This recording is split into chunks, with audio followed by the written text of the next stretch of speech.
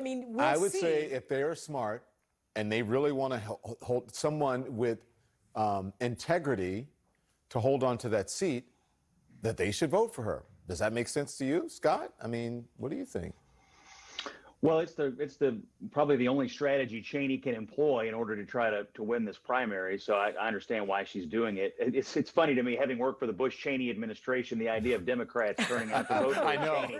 So, We're in the twilight zone right now, Scott. I know, and I agree with Mia. I think it's unlikely that enough Democrats would do that. But if you're a Democrat and you truly believe that the democracy is on the line, it's hanging by a thread or what have you, then this would be a vote you could cast. I find it a long shot in Wyoming, but certainly it's a strategy. If I were running her campaign, I would employ, no doubt. But you know, Nia,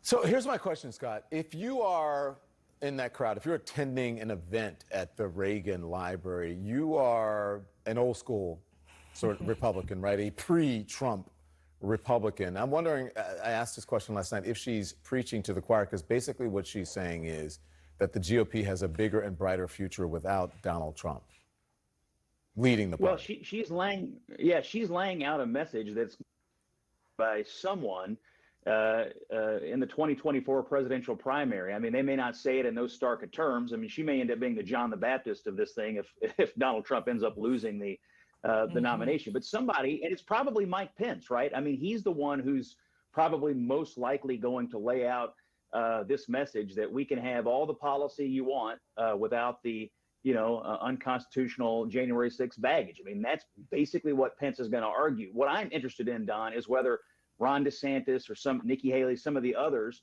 are going to go as far as what Cheney is going. I doubt that they will, but at some juncture, if you're running against Trump in the primary, you can't just say I'm 100% Donald Trump all the way, because then you're not really giving anyone a choice. And so the one candidate that I think is most likely to carry this ball is Pence. And if the reports are true that Trump is thinking of jumping into this race early, he'll get his chance early on to define it on those terms. We'll see if it works. I don't know, but certainly she's laying that groundwork for him, I think. Well, she is. Listen, she's gained a lot of attention nationally, Scott, right? She's been in the spotlight. I mean, do you think there's a chance that Liz Cheney might run?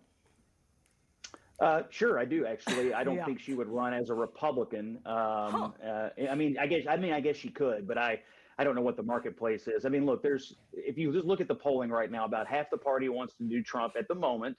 And then the other half is split up among, I don't know, Ron DeSantis and Mike Pence and a whole bunch of other people. And so whether there's a market for what she's selling, I would find it more likely that people, even if they agree with Cheney, would gravitate towards DeSantis or Pence at this point, but there's a long way to go.